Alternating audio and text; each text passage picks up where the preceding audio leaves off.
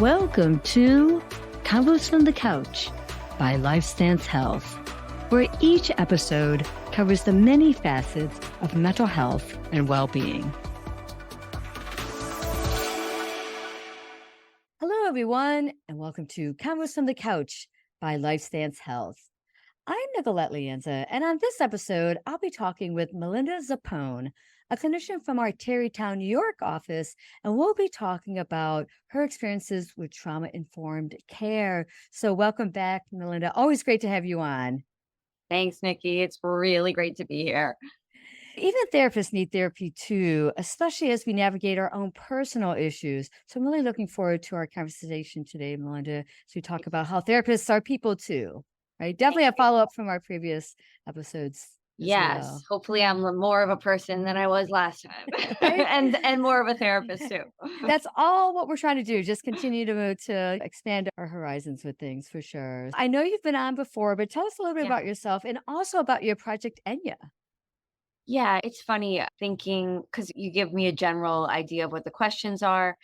And I thought to myself, you know, how do I describe myself? Who am I? I guess I went down a little bit of an existential hole because I was thinking to myself, who am I now? I could say the credentials that I have, but I think with Project Enya, which basically stands for Everyone Needs You Always, ENYA.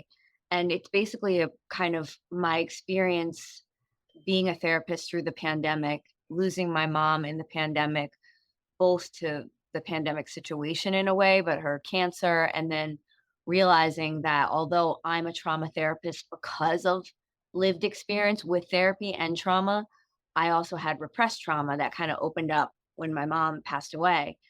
And it really made me feel like who I am is someone who we call it in our profession doing the work. Mhm. Um, when an individual comes into therapy, it's oftentimes when they're working through trauma, it's like the work. And I feel like I'm someone who has never shied away from the work, even in the middle of being like 17-year therapist and then realizing I have to go back to therapy. I knew deep down it could break me, but it's also not going to be. If it breaks what I was, it's going to be something, I don't want to say better because it's not like that, but that's who I am. So I do have I have credentials, but I feel like I've been this person who is a good model in a way for, hey, you're coming to session and I am asking you to do the work. And we're not just getting rid of symptoms. Right. But I'm Munchkin to my sister. I'm Melins to my brother. I'm Auntie Melinda. I'm just Melinda. And I feel like I'm I I always want to be like a feeling to someone. So when they walk away, I don't want them to be like, oh, I met with my trauma therapist or alphabet soup at the end of my name. Right. I feel like I want them to have a felt experience of getting closer to themselves, like Right. through the interaction with me. My gosh, Melinda, or should I call you Melins? I like that. Melin. No, I love that. I love that because it's truly what we remember. What we remember about interactions isn't what was necessarily said, but how we felt about it. It sounds like you definitely look at in your therapy sessions with your clients. It's about the feeling they're walking away with about yourself, about the therapy, the whole work. So I love that. And now that I've been to therapy many times, but recently going back for such an intensive reworking of my whole like childhood, I'm realizing how hard it is to be an individual in therapy. And Mm-hmm.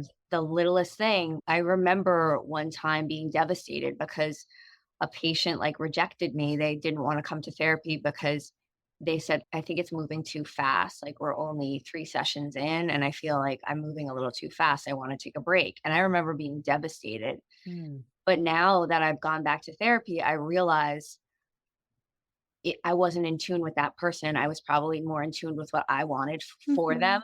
Right, And right, right. again, so that felt experience is so important because you have to not go where you want to go with the individual, but read them out, feel them out. Right. So important. No, I agree. As we're jumping in here, I want to start our conversation. So, talking about trauma informed care, talking about just trauma in general, how therapists navigate their own, how we help guide our clients as well. But let's first go with the term holding trauma. Yeah. Tell me what that means, holding trauma. Okay. So this concept is like evolving literally as we speak in the kind of common, like research based situation that we're in, like collective understanding. We are all very familiar now with fight, flight, or freeze. They've added fawning onto it. Mhm. This is like the trauma response that danger is in your life somehow as you see it. And it's a physical experience, it's a body experience. We know now that like all experiences are a physical experience before they're a mental experience. And so depression is held, anxiety is Yeah. held, stress is held. So we're definitely realizing that there's a brain chemistry that happens with our experiences, and there's a cellular tissue experience that happens with trauma. So that's understood now. But and I didn't think I was gonna do this, but just an anecdote kind of thing Sure. is coming up into my mind. Where we're headed, I think, is so they did this experiment where they studied women with anxiety. They studied 3 experiences, kind of women with anxiety, fear situations happening. Mhm. And one experience, they scan the brain as the woman is going through the experience alone, and Okay. 12 centers of the fear areas of the brain lit up. Then they did a brain scan of a woman going through that experience, and a stranger is holding her hand. Hmm. 8 areas of the brain lit up in the fear activation center.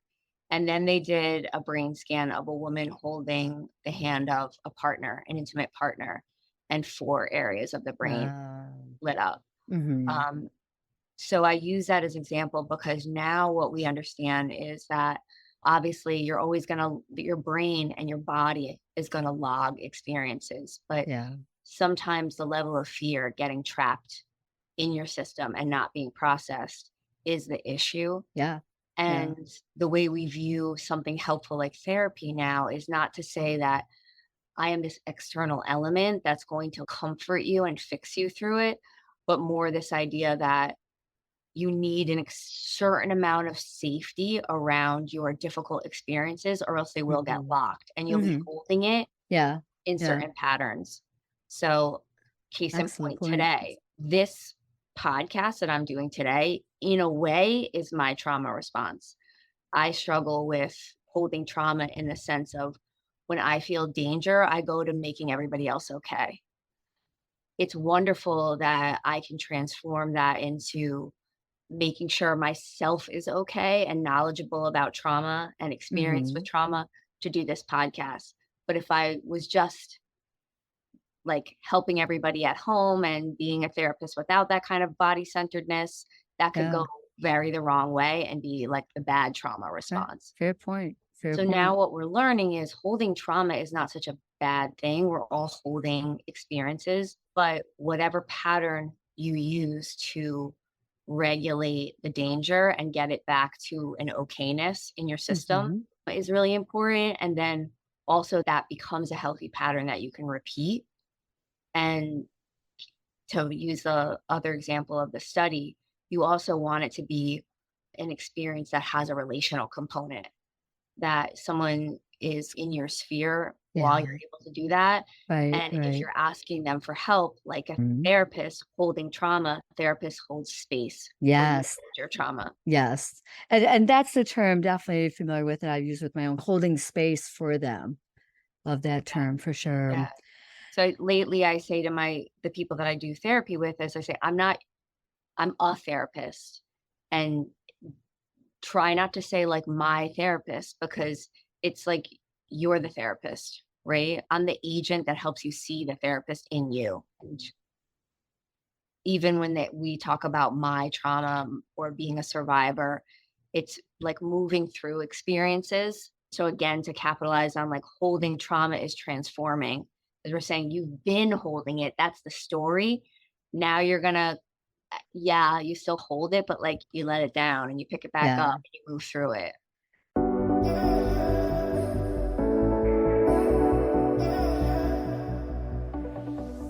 What does it mean to be trauma informed as a person versus a therapist? And can these overlap? Can they both Yeah, overlap between the two? yeah. Traditionally, trauma informed is defined as at any point of contact with an individual, you're to assume that they're carrying something difficult. So if they're Hmm. coming to pay their copay, you're assuming that they need love and care even in that transactional moment. If Right. they're being a no-show and you want to remind them that there's a fee for the no-show, you are doing that, assuming that there's a troubling issue that could have Yeah. been going on that caused that. In the larger sphere, which I think a lot of people in all systems are talking about now, being trauma informed is like assuming that we're in each other's care. If I do the work, and this is very basic, but if I do the work to open the door for you, like then I'm assuming that work will be handed off and that we're all doing the best amount of working on ourselves as we can, even Hmm. if um one person modality is different. Some people are going to therapy, other people are taking the first vacation they've taken in 7 years. So trauma informed care now is assuming that we're all carrying some type of emotional burden that is impacting the day-to-day interaction, and you really wanna hold space for the fact that person is, in general, doing the best they can. If at Right. that moment it's activated and out, that is not like an affront to you. That is Right. not like that person, Right. Don't take it personal. and the same to you. Very true. Internally, trauma-informed care is to assume that there's not a good bad duality on the inside of you as well. How do you assess how trauma affects your own nervous system now that you are better at navigating your own trauma? This is a tricky one. I've only recently gotten better at picking up on the difference between intuiting someone else's trauma and where I am nervous for them. So as a therapist, sometimes I can really, as the person is sharing, I can click onto what they're going through, possibly other people that are holding trauma in the storyline for them. And then Hmm. I can feel a little bit like I need to take them here. They're focused on the wrong thing. That's it's new for me to be able to be like, just stick with where they're saying the danger Right. is, Right. because they have to work through that to see the other thing. If I see it for them, that's my system seeing it Right. and not learning. Right. But I do feel like being trauma sensitive myself to my own issues has brought up the value of, or the difference between, there's really a lot of value in coping with trauma. So the breath work, the yoga, somatic forms of therapy, even I would say like diet and healthy relationships, those are all coping. And I even with the word healing because it suggests maybe people with holding trauma are just like extra wounded or something like that. But I think that trauma informed as a person versus a clinician is melded for me. And I feel like I'm always sensitive to whatever is getting activated. Hmm. Something, and I know some people are going to disagree with this, but something is getting activated all the time. So we don't fix people's wounds or don't like heal trauma. I think it's more that if you take the example of wishing that someone had been there through the trauma. So let's say somebody gets molested in childhood and you just wish that immediately like there was that person there. Now it is teaching people that, yeah, you're the person who's there.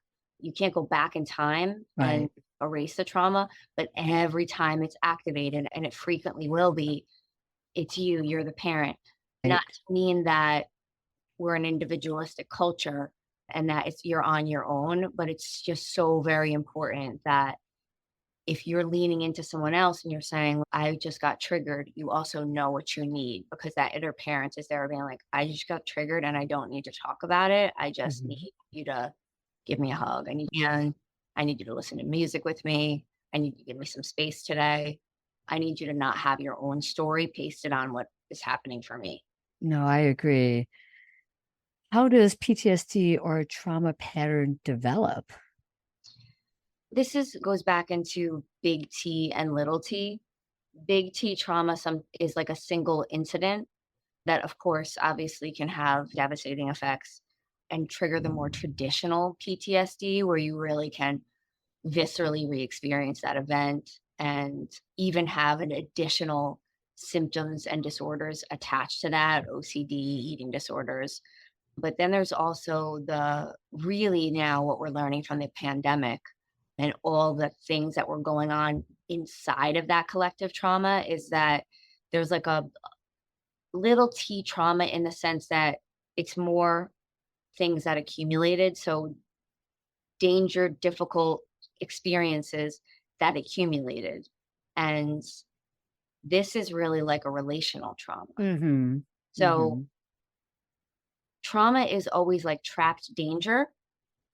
The thing with accumulated trauma, complex trauma, little t's trauma, relational trauma, like it's all the same scope, Right, is right. that your sense of what's dangerous and safe is turned upside down. And we can know what is safe in our head. Like, I should not be alone tonight. It's the anniversary of my mother's passing, for example. And then Mhm. that actually not feeling okay. So I know I shouldn't be alone, but in my system, it doesn't feel okay. I feel like I'm going to have to talk. I feel like I'm going to have to smile. I feel like I'm going to have to not be too sad, whatever it is. When we talk about fight, flight, or freeze, those are real situations. But then there's also an experience of how trauma forms a pattern. For Mhm. me, it was always make sure everybody else is okay, be that okay person, not to disclose too much, but something that had happened to me was in the context of a fun situation. Okay. So, in some ways, it's not what happened to me, but the fact that I had to go out and be like, I'm still having fun, having Ah, really fun. okay. And the way I had to be hyper vigilant and feel like this is a fun event and some people get to sit down, but I can't sit down because I have to keep this act up. So that's also very important in terms of PTSD or just having the diagnosis of trauma. Sometimes lately we now call it relational trauma or complex trauma. Right. It's this pattern that you're trapped in of dealing with all sorts of situations that really requires a therapist and therapy, not because of the fixing, because you can that person can help you see it as only you can see it. Yeah. So if I'm Yeah. like, if like, how would I go up to someone and be like, my trauma is everything's fine? Like, how is that your trauma? The trauma is the childhood thing that happened, Right. but the Right. pattern is really what we're Yes. healing from. Yeah. That pattern is actually not safe, but it's been imprinted in my system as safe. Right. And that has all Right. sorts of consequences as I go through my life. I love this term, that term, it's been imprinted on you. It makes me think of people pleasers. Those people Yes, pleasers who don't recognize that really a lot of that is rooted in trauma, you yes, know? yes. And so we go circle around to being trauma informed is recognizing those annoying characteristics in somebody else. Like, it's very likely a pattern of dealing with how do I feel okay in my Right. system with all my experiences. So if Right. someone is Right. too aggressive, too sherry, too cold, too closed off, like these are most likely trauma Yep, patterns. yep. I'm sure you've had this experience with clients, I know I have, where maybe we're starting to meet and we're meeting consistently and we're unpacking things. And I'm definitely seeing things very much from a trauma informed lens and sharing with them, wow, that sounds like trauma to me. And they're like, what now? What Yeah, trauma? Like yeah, they're so astounded that I'm looking at what they're sharing with me as trauma related. And sometimes it really blows the door open for a lot of clients who didn't even realize they've been navigating trauma. Have you felt the yeah. same? Have experienced the same? Definitely, and so I've, like, even changed the language of saying I feel like a lot of times I'm trying to tell people or show people, "You went through something around your family, but alone, and if you have any experience like that, let's talk about it." Where the sense that you have of, "Oh, no one would think my parents argued, but I know they did. They Mhm. argued, like, silent arguing in front of me." Multiply that by 12 years and you having to pretend for your parents that it's Yeah. not really an argument. You can't tell your friends because your parents don't really argue. These things actually do become like a trauma. Yeah. So I Yeah. start to talk to people about whatever you feel like you experienced and there was like no one there to help Mhm. you through it. Mhm. It that feeling of I'm all alone is actually Oof. a Yeah, in and trauma of situation. itself. Yeah, Yeah, yeah, yeah. for sure.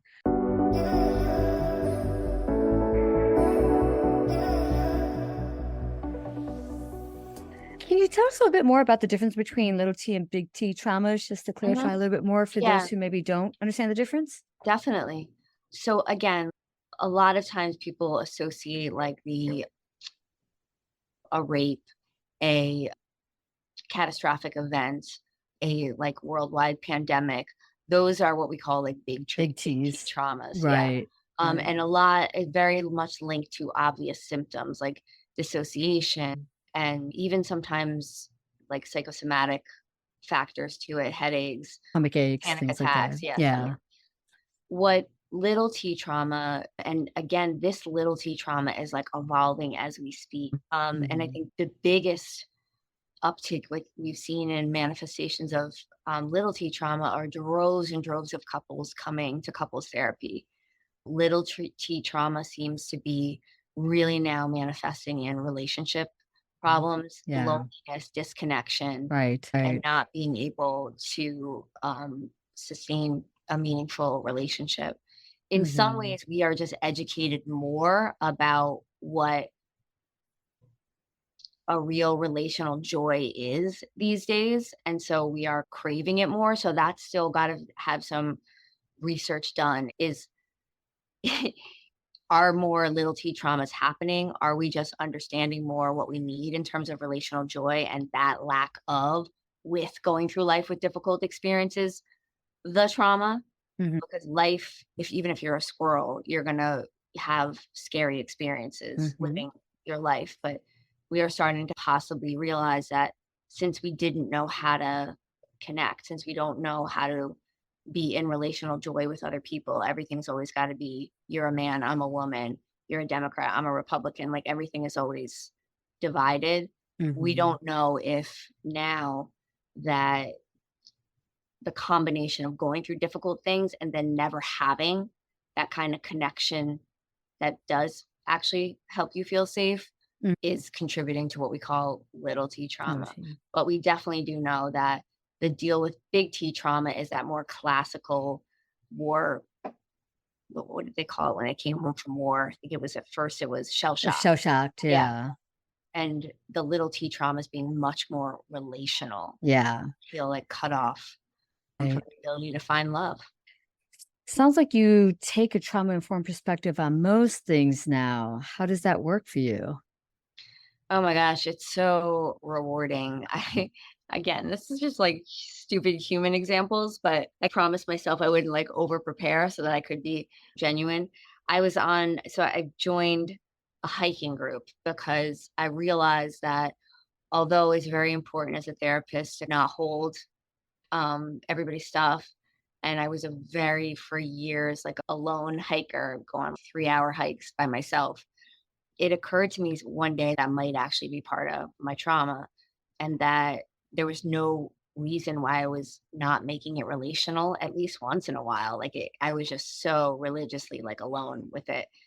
So I did. I joined a hiking group and I realized that this way of, I don't know, I guess watching myself connect to people as the point of the hike, Mhm. it was like it's like a healing going on these hikes, Yeah. and for me, it was just so transformational because I always thought of, like, exercise as, like, just good for your body, and then it was years later when it transformed into the thing I need to do because 'cause I'm a trauma therapist and I need to just make sure I get out into nature.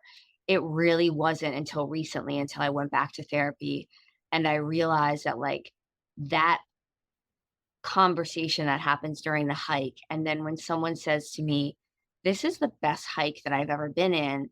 I think it was the conversation. My whole system just goes like wah wah. I'm Mm, just like, oh my God, that's why I'm doing this. That's why I right. did this today.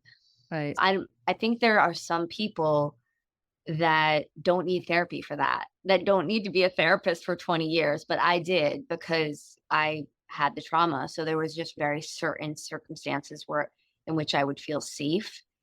And because safety took so much for me, the connection actually didn't really happen.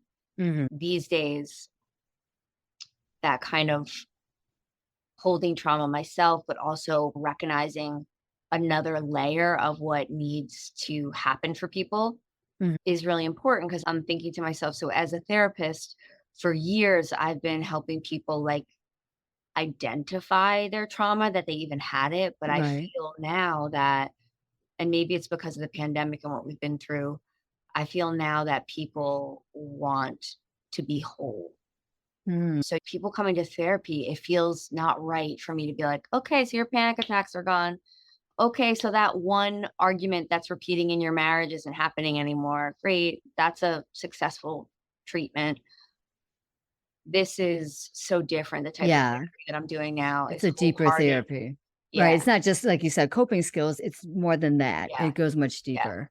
Which and there's very valuable when therapists are doing that kind of work, that's important too, because you're not wholehearted healing every minute of every day. You sometimes definitely need the coping skills, the coping mechanisms, when to use them. Mhm. But I think when you ask me the question of how does you being, healed or in healing or using these Mhm. tools manifest into the services that you're giving, it's go to my colleague for the coping skills. I can't do it anymore. I have to do like the full shebang type of thing Mhm. now.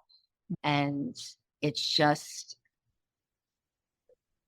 because I've been doing that, I also have to, it's almost like a positive feedback loop where I have to still be doing the work, and making sure that I'm staying on top of my healing in order to provide.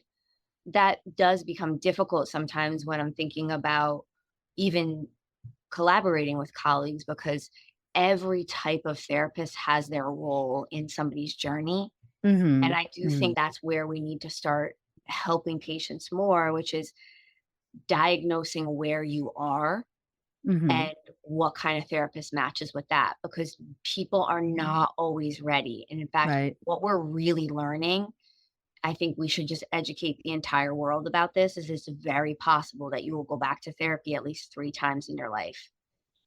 If it or Mhm. sometimes people will go for the one time, possibly when they're like 62. So we really have to educate therapists that it's okay if you're not the Yeah. right kind of therapist Right. for the person, and Right. also educate people going to therapy. Let's see if we can help people with tools to know what they want. Mhm. It's not like the medical model where you go to the doctor, you get weighed, and they're like, your BMI is not in the healthy. It's more like you go and you say, I know my marriage looks unhealthy, but really I have early trauma and I want to treat that, and helping people Yeah. use tools so they can come to therapy with more of what they know they need to work on, which is being trauma informed as well, being able to trust the person that's coming. Mhm. Where I think is sometimes that's the bad stigma about therapy is that maybe you get even looked down upon when you come. What do you think you need to work on that? We'll tell you through the assessment what you need to work on. That's the fear that you're Yeah. assessed to work on something that you don't want to work on. Any other takeaways you'd like to share? Takeaways that I would like to share.